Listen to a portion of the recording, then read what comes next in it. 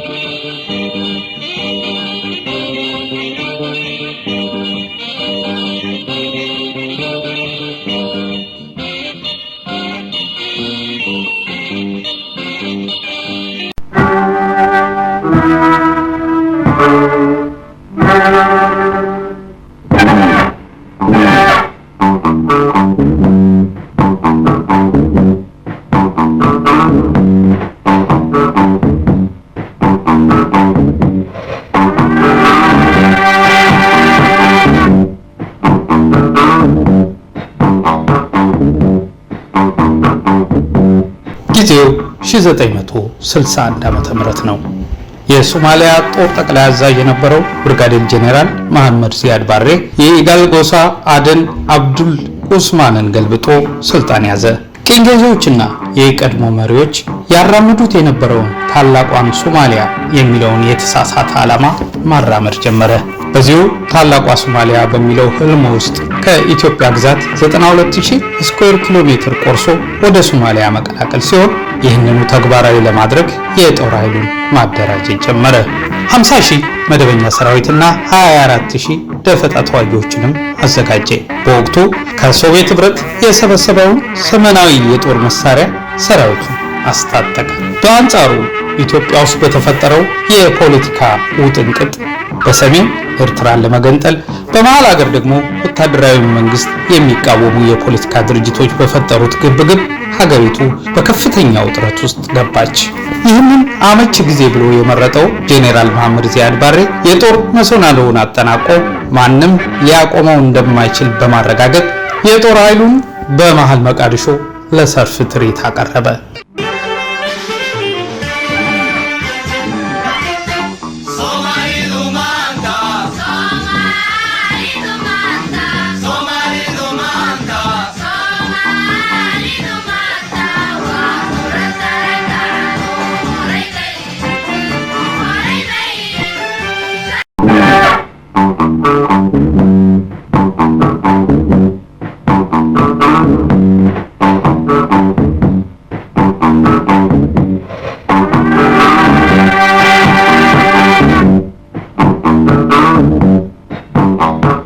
ለዘመናት የታሰበበት የሶማሊያን ታላቅነት ህልም እውን የሚሆንበት ቀን መድረሱን ዚያድ ባሬና አጋሮቹ ተማመኑ።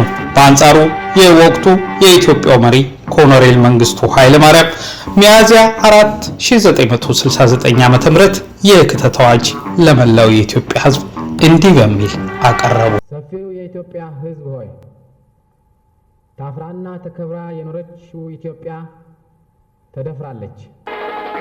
ዘራፍ ዘራፍ እኔ ለሀገሬ ሞታለሁ ዛሬ ዘራፍ ዘራፍ እኔ ለሀገሬ ሞታለሁ ዛሬ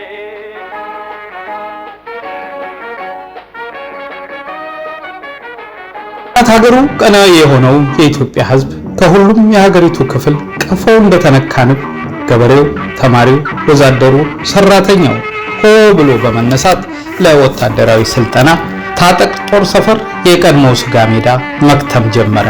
እምቢ ለአገሬ ለዳር ድንበሬ አብዮታዊት እናት ሀገር ወይን ሞት በሚል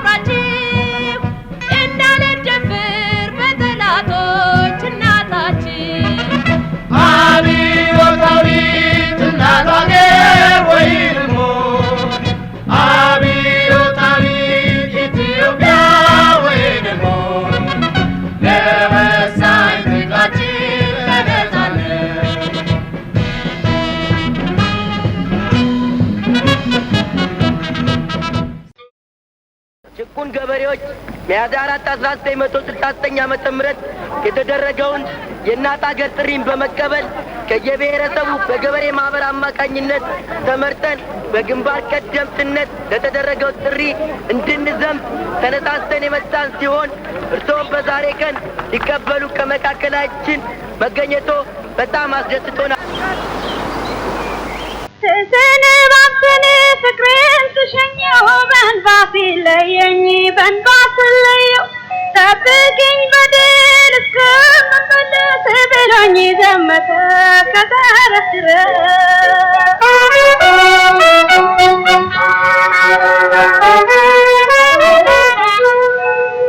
እሱነቱ ያኮራኛል፣ ጀግንነቱ ይደንቀኛል። ጭቁን ፍቅር መመካት ለኑሮ በማልፋይ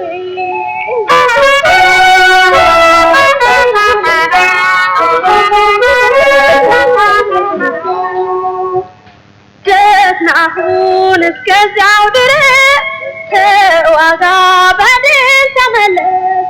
ደስናሁን እስከዚያው ድረስ ተዋጋ በድል ተመለስ።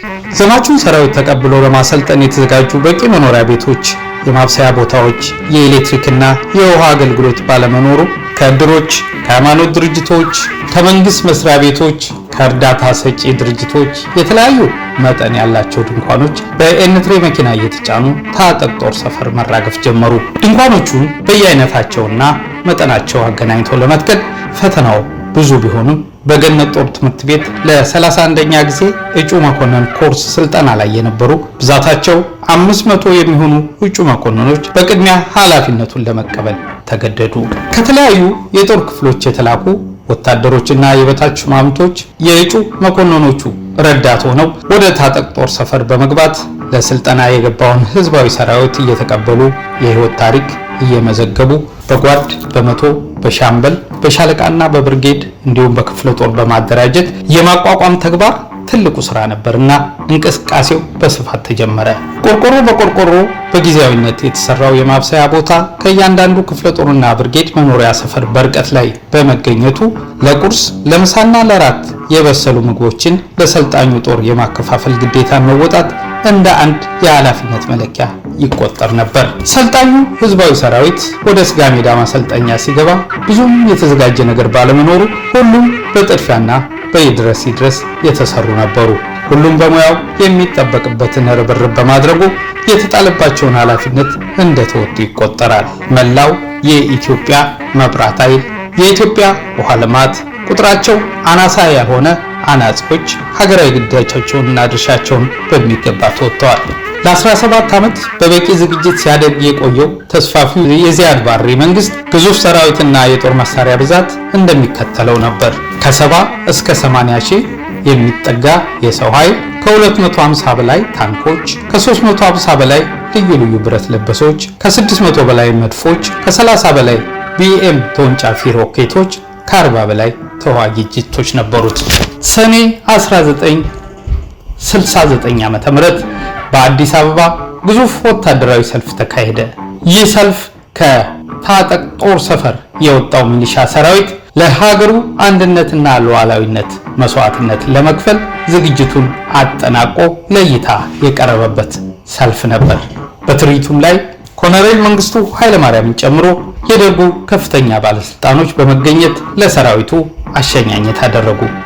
ሰራዊቱም ይህ ነው ምኞቴ እኔ በህይወቴ ከራሴ በፊት ለኢትዮጵያ እናቴ እና ሀገሬ መመኪያ ገብሬ አትደፈርም ዳር ድንበሬ በሚል የውድ ሀገሩን ነፃነትና ሉዓላዊነት ለመጠበቅ ጥሎ ሊወድቅ በልበ ሙሉነት እነዚሁ ዜማ እያንጎራጎረ ተመመ። ይነው ምኞቴ በህይወቴ ከራሴ በፊት ለኢትዮጵያ እናቴ ረጅሙን ጉዞ ጥንቱን አውቄ ተነስቻለሁ ስቄን አጥብቄ መብት ነፃነት እስኪሆን አቻ ተነስቻለሁ ለድል ዘመቻ ልሙት ልሰዋ ደስ ብሎኝ ድቄ ለሀገሬ ክብር እኔ ወድቄ ይህ ነው ምኞቴ እኔ በሕይወቴ ከራሴ በፊት ለኢትዮጵያ እናቴ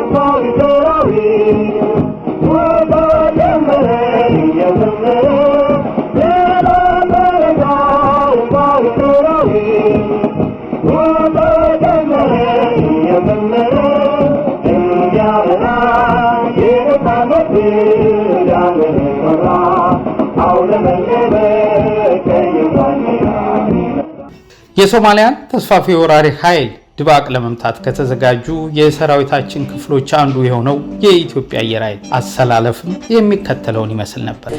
የኢትዮጵያ አየር ኃይል አሰላለፍ 9ኛው ስኳድሮን ብርጌዲየር ጀነራል ለገሰ ተፈራ፣ ኮሎኔል ባጫ ሁንዴ፣ ኮሎኔል መንግስቱ ካሳዬ፣ ኮሎኔል በዛብህ ጴጥሮስ፣ ብርጌዲየር ጀነራል አሸናፊ ገብረ ጻዲቅ፣ መቶ አለቃ አፈወርቅ ኪዳኑ ናቸው። የአምስተኛው ስኳድሮን ቦምብ ጣይ ክፍል አሰላለፍ ጀነራል አማሃ ደስታ፣ ጀነራል ተጫነ መስፍን፣ ኮሎኔል ብርሃኑ ውብነህ፣ ኮሎኔል ብርሃኑ ከበደ፣ ኮሎኔል ተሻለ ዘውዴ፣ ጀነራል ንጉሴ ዘርጋው፣ ጀነራል ተስፉ ደስታ። የቦምብ ጣይ ስኳድሮን ካምቤራ ቢ52 ጀነራል መስፍን አይሌ፣ ኮሎኔል አሰፋ መክበብ፣ ናቸው። ነሐሴ 21 1969 ዓ.ም ለመልሶ ማጥቃት በቂ ዝግጅት በማድረግ የኢትዮጵያ መንግስት ብሔራዊ አብዮታዊ ዘመቻ መምሪያን በማቋቋም ቀጣዩን አመራር ይፋ አደረገ። ኮሎኔል መንግስቱ ኃይለ ማርያም ሰብሳቢ፣ ኮሎኔል ገብረ ክርስቶስ ቡሊ የዘመቻ ኃላፊ፣ ብርጋዴር ጄኔራል ታዬ ጥላሁን የመከላከያ ሚኒስትር፣ ጄኔራል ግዛው በላይነህ ኢታማጆር ሹም፣ ኮሎኔል ተስፋዬ ገብረ ኪዳንና ኮሎኔል ከፈለኝ ይብዛን ጨምሮ በተለያየ አመራር ላይ ተመደቡ። የእዝ አዛዦች በመሆን ደግሞ ቀጣዮቹ መኮንኖች ተደለደሉ። ኮሎኔል መርዕድ ንጉሴ የሰሜን እዝ አዛዥ፣ ኮሎኔል ደምሴ ቡልቱ የደቡብ እዝ አዛዥ፣ ኮሎኔል ሙላቱ ነጋሽ የምስራቅ እዝ አዛዥ ነበሩ። ሁሉም በወቅቱ በነበራቸው ወታደራዊ ማዕረግ የተጠሩ ናቸው። የመልሶ ማጥቃት ዝግጅት አብዮታዊ ደርግ ከነሐሴ ወር 1969 ዓ.ም ጀምሮ እስከ ህዳር 1970 ዓ.ም ድረስ 6 ሜካናይዝ ብርጌዶችን፣ 2 የታንክና 2 የመድፍ ብርጌዶችን፣ 30 የገበሬና 14 የሰራተኛ ሚሊሻ ብርጌዶችን፣ 4 የፓራ ኮማንዶ ብርጌዶችን አዘጋጀ። አሁን የብሪቱን ወረራ ለመቀልበስ አቅም አለ። ዝግጅታችንና ሰራዊታችን የታጠቁት የመሳሪያ ጋጋታ ሳይሆን ህዝባዊና አብዮታዊ ወኔ ነው። የብሪት ወረራን ለመቀልበስ የተደረገ ዝግጅት። አዳሪ የሶማሌ መንግስት ይውደም። የኢትዮጵያ ቀይ ሰራዊት ያሸንፋል። እናሸንፋለን። እናሸንፋለን። እንደመስሳለን። አብዮታዊትና ታገሩ ወይሟል። አብዮታዊትና ታገሩ ወይሟል።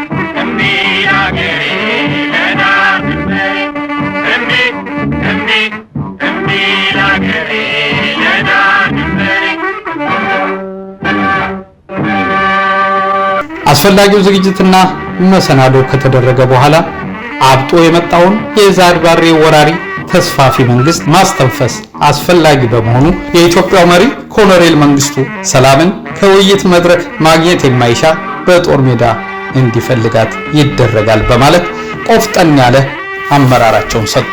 የምስራቅ እዝ ሁሉ አቀፍ ዝግጅት ተደርጎ ዚያድ ባሬን ረግጦ ለማስወጣት ዝግጅቱን አጠናቀቀ።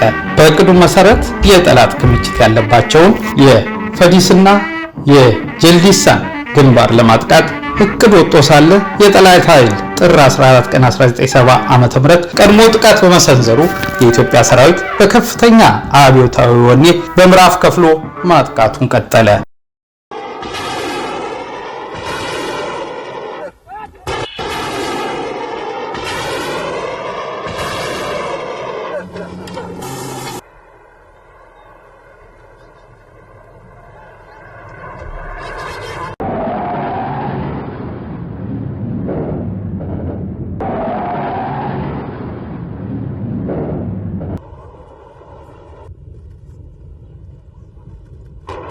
በጎግቲ በሙዳዊና በጭናክሰን ውጊያው በሞራል ቀጥሏል። የካቲት 26 እሁድ 1970 ረፋዱ ላይ ለ17 ዓመት ተዘጋጅቶ በብሪት ኢትዮጵያን የወረረው የዚያድ ባሬ ጦር ወደ መጣበት ሳይሆን እግሩ ወደ መራው ፈረጠጠ። በጀግናው የኢትዮጵያ ሰራዊትና የኩባና የየመን ወታደሮች የጋራ መስዋዕትነት ካራማራ እሁድ ነፃ ሆነች። የኢትዮጵያ ሰንደቅ ዓላማም በኩራት ተውለበለበች። ቢላገሬ ዳር ድንበሬ ቢላገሬ ዳር ድንበሬ ቢላገሬ ዳር ድንበሬ ቢላገሬ ዳር ድንበሬ የኡጋዴን መሬት እስቲያቸው ያውራ ታሪ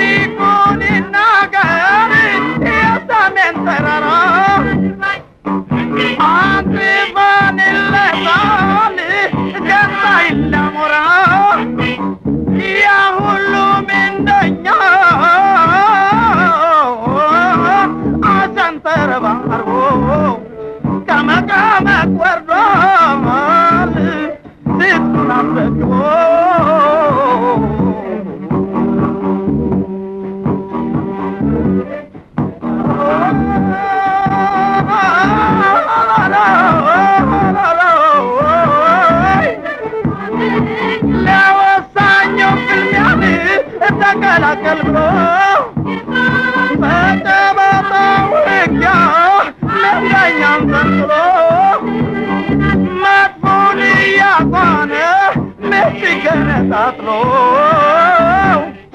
ቆሟል ከድንበሩ ሶሻሊስት አርበኛ ድባቅ ያመጣ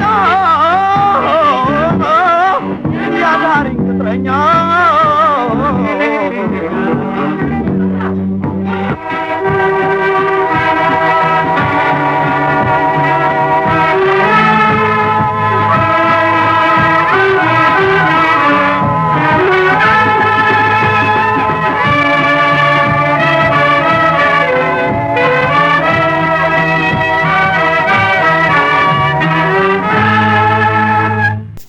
የታሪክ ድርሳናትም የካራማራን ድል የዘመናችን አድዋ አድርገው መዘገቡ። በዚህ ታላቅ ድል ሻለቃ ባሻ አሊ በርኪን ጨምሮ በርካታ ስመጥር የኢትዮጵያውያን ወታደሮች የከፈሉት መስዋዕትነት ዘላለም በታሪክ ሲዘከር ይኖራል። ኢትዮጵያም የውጭ ወራሪን ለመጨረሻ ጊዜ አይቀጡ ቅጣት የቀጣችበት ታሪካዊ ድል ሆኖ በታሪክ ሰፍሯል። የካራማራ ድል ክብር ይህንን ታላቅ ድል ላስመዘገቡ ጀግናው የቀድሞው የኢትዮጵያ ሰራዊት አባላት እና አመራሩ ክብር በኢትዮጵያ የመከራ ቀን አብረውን ለወደቁት የኩባና የየመን ወታደሮች ይህንን ታላቅ ድል ላስመዘገባችሁ ሁሉ እናመሰግናለን። የታሪክ መዝገብ ሁሉ ላበሰረ የጀግና ልማት መሰከረ የነገር ጎንጎን ብሎ ከንቱ ሴራ ከሸፈ ታሪክ ስርጭት አመራ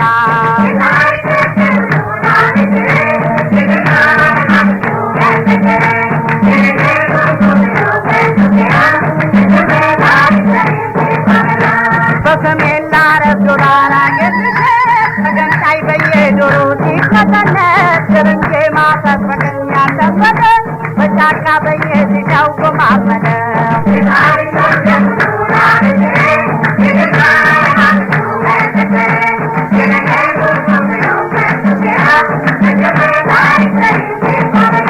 የታሪክ መርከብ ሁሉ ላበሰረ የጀግና ልማትንቱ መሰከረ የነገር ጎንጎን ብሎም ከንቱ ሴራ ከሸፈ ታሪክ ስርጭት አመራ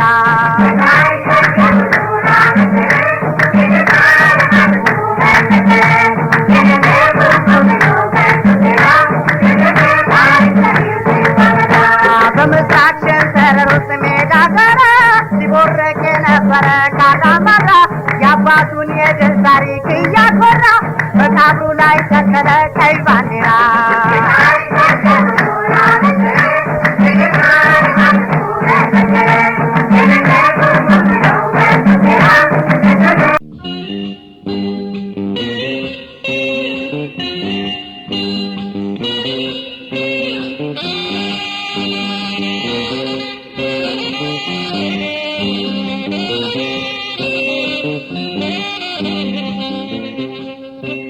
ህመሜ ቁስልሽ ይሰማኛል ህልውና ክብርሽ አጭር ስለዚህ ልሰዋልሽ አልሙ ዛሬ በውድ እናቴ ላይ ቀልድ የለም አገሬ